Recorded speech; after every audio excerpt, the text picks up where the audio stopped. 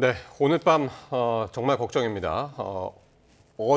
어느 곳에 또 얼마나 많은 비가 내릴지 한번 전문가들 두 분과 함께 말씀 나누겠습니다. 네, 김승배 한국자연재난협회 본부장 그리고 염건웅 유원대 경찰소방행정학부 교수 두 분 함께하십니다. 어서 오십시오. 네. 안녕하십니까?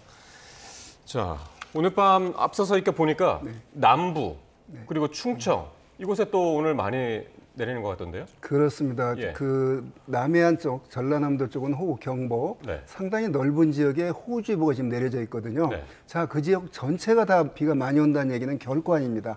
다만 매우 좁은 띠 모양의 비구름들이 지금 그 기상 레이더 영상을 보면 놓여 있는데 예. 그게 어디에 걸릴지는 아무도 모르거든요. 예. 그렇기 때문에 호우특보를 멀리 넓게 지금 내려놓은 상태인데 그런 어떤 아주 좁게 보는 뭐 불가능하기 때문에 그런데 특히 지금 보는 곳은 전라남도, 경상남도 이쪽 지역에 앞으로 한 많으면 한 300mm 정도 오늘 밤 예. 이번 강수 이벤트 16일부터 19일까지 한 나흘간 지속이 되는데 오늘 밤이 최대 고비가 될 것 같습니다. 예. 이 이벤트 중에 가장 그 피크는 지난 서산에 그 내렸던 17일 아침 그때가 피크였고 그 뒤에 바로 이제 그 잦아들지 않은 그런 특이한 그런 그 집중호우 사태가 이어지고 있는 상태입니다. 예. 네, 특히 그 수치를 보면 뭐 하루 사이에 400mm, 그렇습니다. 뭐 충남, 서산 이런 곳에 500mm 이상 내린 지역들도 있었죠.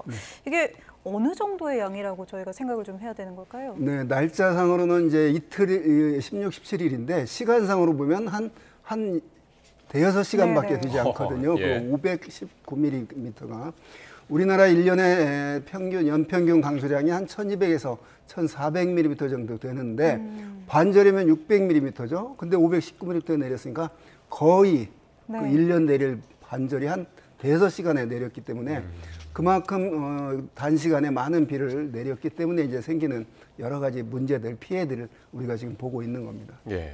그러니까 이틀에 걸쳐서 내렸지만 그 이틀도 한 대여섯 시간 안에 예, 정말 엄청난 양의 비가 내려서 그런지 인명 피해도 이제 많이 발생했고요. 네. 어떻게 보셨습니까? 뭐 일단 지금까지와는 다른 뉴 노멀 현상이다. 새로운 이제 아마 기준이 될 것 같은데요. 예.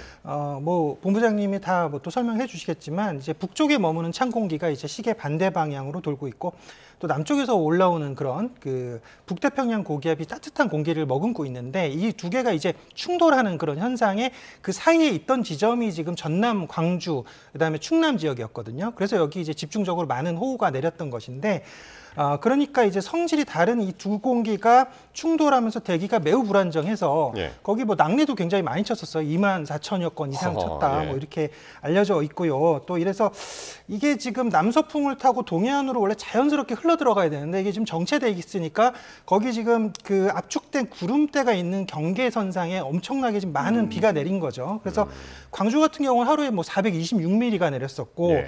아까 말씀 주셨지 충남 서산 같은 경우 네. 1시간에 114.9mm가 내렸거든요. 그래서 지금 우리가 이제 많은 비가 내리는 것을 이제 1시간당 72mm 이상 내렸을 때로 이제 보고 있어요. 근데 이것은 지금 감당할 수 없는 수준, 그러니까 우리가 지금 배수 능력에서 감당할 수 없는 수준의 비가 순간적으로 너무 많이 내렸다. 근데 최근 이제 호우의 특징이 특히 또 심야에 야행성으로 많이 나타나요. 이게 보면 이제 낮에 난류가 있다가 이게 밤에 이제 또 차가운 이제 공기와 만나게 되면서 또 이제 집중호우를 발생시키는 그런 원인들이 있기 때문에 새벽에 또 많이 지금 비가 뭐 내렸었거든요. 그렇죠. 그리고 또 지역차가 굉장히 컸다라는 점도 있었어요. 그러니까 왜냐하면 이 비구름이 압축되면서 이 인근 동네인데도 그 강수량 차이 굉장히 많이 났던 적이 있거든요. 서산 같은 경우는 수석동은 하루에 400m인데 20km 떨어진 곳 대산읍에서는 74m에 그쳤다는 거예요. 굉장히 지역 비슷한 지역인데도 굉장히 많은 차이가 발생해요. 그래서 이런 것들이 지금 새로운 어떤 극한 이제 호우의 형태로 나타나고 있고 이번에 이제 이틀 동안 내렸던 그런 비의 형태들이 결국은 지금 뭐 사망한 한 4분 정도를 보면 이제 침수 차량에 갇히신 분도 있었고요. 지하에 갇히신 분도 있었고 떠내려 가신 분도 있었는데 이게 지금 우리나라에서 지금 만들어 놓은 이제 배수 체계를 이제 능가할 정도의 비가 내렸기 때문에 그렇군요. 이런 사고가 발생했다라고 볼 수 있습니다. 네, 말씀하신 것처럼 이렇게 비가 한 번에 너무 많이 내리다 보니까 급박한 상황에 뭐 침수가 되면서 인명사고가 발생하곤 합니다. 차량 안에 있을 때 빠르게 도로가 침수되는 상황에 어떻게 대비를 하면 좋을지 한 번 더 좀 알려주시죠. 네, 일단 그 차량 침수가 되면 차량의 3분의 2 이상이 차면은 이제 탈출이 이제 불가능해지는 그런 상태가 되거든요. 그러니까 3분의 2 차기 이전에 이제 탈출을 하셔야 되는데 타이어 높이의 3분의 2. 타이어 높이의 예, 3분의 2 이상이 잠기기 전입니다. 네. 그래서 이 그러니까 물이 차오른다라고 하면 여기서 바로 이제 탈출을 하시는 게 가장 좋고요. 그다음에 아까 타이어 높이 3분의 2 이상이 차게 되면 이제 그 물 수압 때문에 차문이 열리지 않습니다. 그렇게 되면 이게 차문을 깨고서 탈출하셔야 되는데 만약에 물이 차오르기 시작한다라고 하면 창문 또는 지금 썬루프 이런 것들을 미리 개방해 놓으시고 탈출 준비를 하시는 것이 좋고요. 만약에 물이 차오르는 상태라고 하면 사실은 뭐 망치가 있으면 그걸로 깨면 가장 좋은데 예. 미리 차량에 뭐 이제 안전벨트를 자를 수 있는 가위라든지 또는 망치가 준비되어 있으면 좋지만 그렇지 않다라고 하면 절대로 당황하시면 안 돼요. 이제 당황하시면 사실은 이게 사고가 더 커지거든요. 그렇기 때문에 당황하지 마시고 나는 지금 탈출할 수 있다라는 그런 자신감을 가지시고 여기에 이제 그 헤드레스트라고 있습니다. 그러니까 머리 바지가 있죠. 네네. 운전자석 그다음에 조수석에 있는 네. 헤드레스트 뽑으면 2개의 침이 나오거든요. 철제침. 그걸로 세게 그 창문을 치시면 충분히 부서집니다. 창문이 부서지기 때문에 헤드레스트요. 예, 헤드레스트. 그러니까 승용차에 보면 그 운전석하고 조수석에 이제 머리 받침이라는 게 있잖아요. 예. 뒤에 그걸 예. 이제 뽑을 수가 있어요. 이렇게 버튼을 이렇게 살짝 머리 돌리신 받침을 상태에서 빼서. 예, 머리 받침을 그게 이제 굉장히 강한 쇠꼬챙이 강철로 되어 같은. 있기 때문에 쇠꼬챙이가 예. 2개 네. 있으니까 그 쇠꼬챙이로 이제 그 깨시면 되고 만약 이것도 여의치 않다. 그러면 안전벨트도 보면 이제 금속으로 돼 있어요. 그걸로도 네. 깰 수는 있는데 헤드레스트가 이제 더 이제 뾰족하기 때문에 이제 깰 수가 있습니다. 그리고 특히나 이제 하나 더 유의하실 거는 예. 급류가 몰려오는 그 곳이 있습니다. 급류가 몰려오는 곳에 반대쪽 문으로 탈출하셔야 돼요. 네. 급류 쪽으로 탈출하시면은 위험할 수 있기 때문에 급류가 몰려오는 반대쪽으로 꼭 탈출하셔야 됩니다. 예. 네. 지금 또 속보가 들어왔는데요. 호우 속보인데 경남 의령, 창녕, 진주에 호우 경보가 확대됐다는 소식입니다. 네. 앞서서 취재 기자가 전해드렸을 때도 비구름대가 이제 호남에서 경남으로 이제 많이 밀려가는 네, 네. 모습을 볼 수 있었는데 바로 그 지역을 얘기하는 것 같습니다. 네, 그렇습니다. 지금 저 비구름들이 흐르는 그 위치가 어디냐면 북태평양 고기압 가장자리를 따라 지금 가고 있거든요. 눈에 보이지는 않지만 마치 고랑을 따라서 가는 것처럼 네. 그렇게 이동을 하고 있는데 돌이켜보면 지금 최근 들어서 이렇게 비가 많이 오는 건 사실인데 딱 100년 전에 1925년입니다. 일제시대 때죠. 을축년, 을축 대홍수가 있었습니다. 그러니까 이런 형태의 비가 우리나라가 지금 새삼스럽게 처음 나타난 건 결코 아니거든요. 예. 뭐를 근데 강조하고 싶냐면 이게 이제 빈도가 더 많아졌다는 얘기죠. 그 서산에 내린 양이 통계상으로 200년에 한 번 내릴 수 있는 비가 내렸거든요. 그 519. 네. 그러니까 우리나라에 늘 여름철에 이런 형태가 비가 처음 경험하는 건 아닌데 이런 형태가 저 신림 지하차도 또 강남 그 침수, 청주 오송 지하차도 이때 계속 반복되고 있거든요. 네. 그래서 옛날에는 이제 100년에 한 번 나타나는 강도의 그런 비가 200년에 한 번 나타나는 비 강도로 지금 예. 엊그저께 나타났거든요. 이제 이게 문제죠. 이게 한 기후변화 형태인데 네. 늘상 우리나라의 이렇게 여름철 강수 형태가 국지적 집중호우로 보이는 게 특징인데 그게 더 자주 발생하고 있고 그 강도가 더 늘어나고 있는 게 여름철 호우 특징이기도 합니다. 그러니까 100년, 200년에 한 번 정도 내릴 정도의 양이었는데 이제는 뭐 1, 2년에 한 번 정도로 더 자주 그게 더 자주 네, 이제 빈번해질 수 발생하고 있다는 있다는 거죠. 말씀이시죠? 그래서 그게 이제 문제라는 거죠. 옛날에는 분명히 그 빈도가 100년에 한 번 뭐 있을 똥말똥 했는데 예. 이게 요즘에는 지금 한 5년 사이에 우리 계속 경험하고 있는 거지 않습니까? 그만큼 기후변화로 바닷물의 온도가 따뜻해졌기 때문에 예. 바다로부터 많은 양의 수증기가 증발이 되고 그 증발된 수증기가 대기 중에 떠돌아다니면서 어딘가는 가뭄, 어딘가는 이런 집중호우, 어딘가는 한파, 예. 어딘가는 폭염 이렇게 지금 만들어내고 있거든요. 그걸 우리가 지금 체험하면서 겪고 있으면서 기후변화가 뭐 교과서에만 있는 얘기가 아니라 지금 이런 현상들이 다 기후변화의 한 단면입니다. 200년에 한 번 내린 빈도를 강수량을 기록했다는 얘기는 아주 이례적으로 많은 양의 그 비가 내린 거죠. 근데 이제 앞서서 비구름대를 보니까요. 네. 지금 잠깐 뭐 그 광주 전남 지역은 네. 이제 소강 상태이긴 한데 왼쪽에서 비구름이 또 몰려오고 네, 있더라고요. 그렇습니다. 네. 그러니까 이미 한번 엄청나게 비가 내렸잖아요. 네, 그러니까 에너지를 다 쏟은 예. 지역이죠. 근데 또 이제 추가로 내리게 되면 그렇습니다. 또 다시 비구름이 발달하는 거죠. 네. 지금 보면 남쪽에 그 열대 바다로 특히 지금 6호 태풍이 저 필리핀 부근에 있는데 그 태풍이 우리나라 쪽으로 절대 오지 못합니다. 이 북태평양 고기압에 눌려가지고 저 베트남 북쪽으로 갈 것 같은데 이게 또 우리나라 쪽으로 수증기를 어찌됐건 일부 공급을 해줄 겁니다. 그 수증기가 비의 원료가 되는 거죠. 그래서 그 피크가 이제 오늘 밤이 될 것으로 예상이 되니까 네. 많은 데, 자, 한 100mm 정도 올 걸로 예상했는데 300, 400이 오거든요. 예. 오늘 밤에 그럴 가능성이 있는 때입니다. 그래서 뭐 양이 틀렸네 맞았네 절대 이런 게 문제가 아니라 오늘 밤에 남쪽에서 비의 원료가 되는 뜨거운 공기들이 계속 지금 올라오고 있고 자 밤이 되면 그 야행성 집중호우 우리가 늘 경험했지 않습니까? 이미 지금 밤이 됐고 그런데 이 국지적인 띠 모양의 비구름이 어디에 걸릴 것인가? 예. 지금 현재는 전라도, 경상도 이쪽 보고 있는데 이게 북태평양 고기압 세력이 조금 출렁하는데 좀 위로 올라가면 그게 충청도가 되든 강원도가 되는 거예요. 더 올라가면 경기도가 되는 거고 오늘 밤에 하여튼 그럴 가능성이 그렇군요. 있는 때이기 때문에 지금 호특보가 비교적 넓게 내려져 있는데 그렇군요. 그 전국이 다 그렇게 강한 비가 온다는 뜻은 아닙니다. 특히 이렇게 밤 시간대에 비가 특히 더 많이 네, 내리는 네, 이유가 네. 이제 그럼 기온 차이 때문인 건가요? 기상청 낮에는 구름 위에 해가 있거든요. 그래서 예를 들면 한 30도의 공기의 온도예요. 네. 그러면 30도가 포함할 수 있는 수증기의 양이 상당한 양이 됩니다. 자, 밤이 돼서 25도로 떨어지면 5도가 줄었잖아요. 그러면 포함할 수 있는 수증기의 양이 줄어듭니다. 예. 그러니까 낮에는 큰 물통을 가지고 있다가 밤이 되면 물통이 줄어든다는 얘기죠. 자, 물통이 줄어든다는 얘기는 그 안에 대기 중에 포함되어 있는 수증기의 수증기가 비로 이제 떨어져야 되거든요. 예. 그래서 밤이 되면 그렇게 비가 낮에 똑같은 조건인데 더 강해지고 많은 양의 비가 내리는 겁니다. 예. 자, 연 교수님. 네. 그러니까 그 앞서서 이제 뭐 계속 나오는 공통적인 화면들이 도로가 침수돼 있는 네. 그런 화면들도 많이 볼 수 있었고 집안 침하가 되는 경우도 이제 볼 수 있었고 네.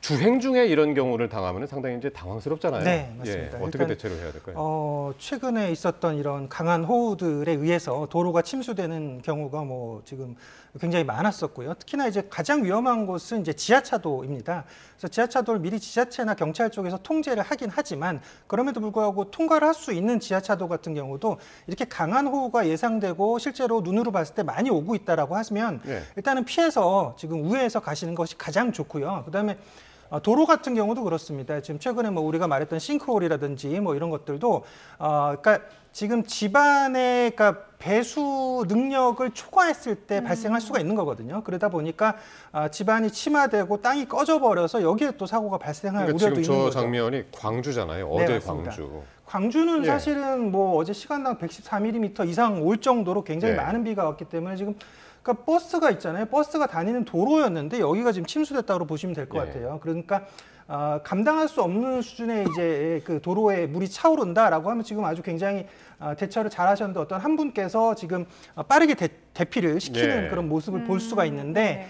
잘 판단하신 거예요. 아까 제가 바퀴가 3분의 2 정도 찼을 네. 때부터 이미 위험하다라고 말씀을 드렸지만 그러니까 3분의 2를 넘어가면 엔진이 멎는다고 보시면 돼요. 차량 운행이 불가능하고 그다음에 그 차량 엔진이 멎는 정도라고 하면 이제 그 물살에 차량이 휩쓸릴 수 있는 상태다. 그리고 사람이 걸어 나와서 걸을 수 있는 높이가 50cm입니다. 그러니까 무릎 높이 네네. 50cm인데 예. 이게 15cm만 돼도 사실 이 물살이 세면은 걷기가 굉장히 어려운 그런 상태라고 보시면 돼요. 그러니까 내가 이렇게 무릎 높이 정도의 찰 정도의 깊이다 도로가 예. 그러면 빨리 대피를 하셔야 되는 거예요. 일단은 여기서 지금 물이 차지 않은 반대 방향 쪽으로 빠르게 이제 대피를 하셔서 또 구조 요청을 하셔야 됩니다. 네. 또 한 가지 이제 주행 중에 뭐 지하라든지 도로 침수 특히 주의해야 하지만 또 옹벽이 무너지는 건 정말 상상하기도 좀 힘든 그러게요. 네. 일인데요. 전조 증상으로 볼 만한 징후가 있었다는 네. 뉴스도 계속 좀 오산이요. 저희가 네, 전해드렸습니다. 그렇습니다. 경기 오산이요. YTN에서도 이미 보도하셨잖아요. 네. 지금 3번의 전조 증상이 있었어요. 그러니까 지금 전날에도 좀 많이 이 토목 쪽에 관계를 하시는 분이 신고를 하셨던 것 네. 같아요. 전날 신고는 지금 보강 도로로 그러니까 보강토로 도로를 놓았던 만큼 여기에 이제 조속한 확인이 필요하다라고 지금 붕괴 위험이 있다라는 어떤 식의 이제 그 제보 또 신고가 있었고요. 예. 그다음에 YTN에서 보도하셨지만 2시간 전에도 신고를 받고 경찰이 출동했었어요. 그래서 다수의 경찰이 그 지역을 확인했고 그다음에 여기 좀 위험하다라고 판단했어요. 그래서 오산시에 통보를 했거든요. 근데 아무런 조치를 하지 않았다라는 거죠. 근데 지금 심지어 새로 나온 또 보도에 의하면 3주 전에도 또 신고가 있었더라고요.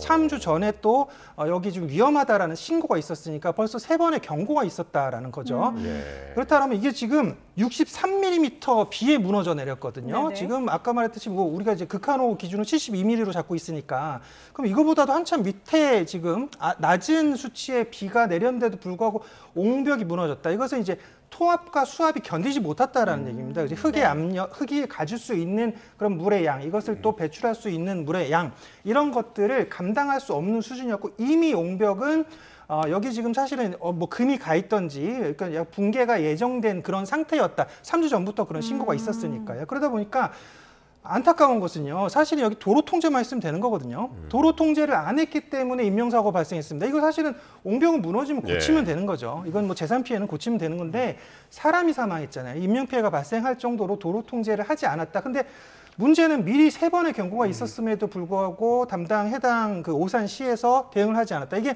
근데 문제가 뭐냐면 1년에 한 번 정기안전 점검을 받고 2년에 한 번 정밀안전 점검을 받았는데 둘 다 양호가 나왔어요. 양호가 나왔기 때문에 우리는 조치했다 이렇게 지금 얘기를 하고 있고 그다음에 우리는 업체 선정해서 고치려고 했다 이런 발언들을 하고 있는데 지금 경찰에서도 이거 지금 중대 시민재해 쪽으로 들여다보고 있거든요. 지금 이거 자체는 사실 이전에 있었던 우리 참사들과 비슷하게 약간 인재에 가깝지 않을까라고 좀 볼 수 있는 그러니까요. 대목입니다. 그러니까 네. 비가 많이 오는 것은 뭐 어쩔 수 없이 뭐 많이 내리는 건데 그걸로 인해서 인재가 끼어드는 상황이 결코 있어서는 안 된다. 앞서서 뭐 저희가 뭐 이 대통령 이야기가 아니더라도 이건 너무나 이제 중요한 사실 아니겠습니까?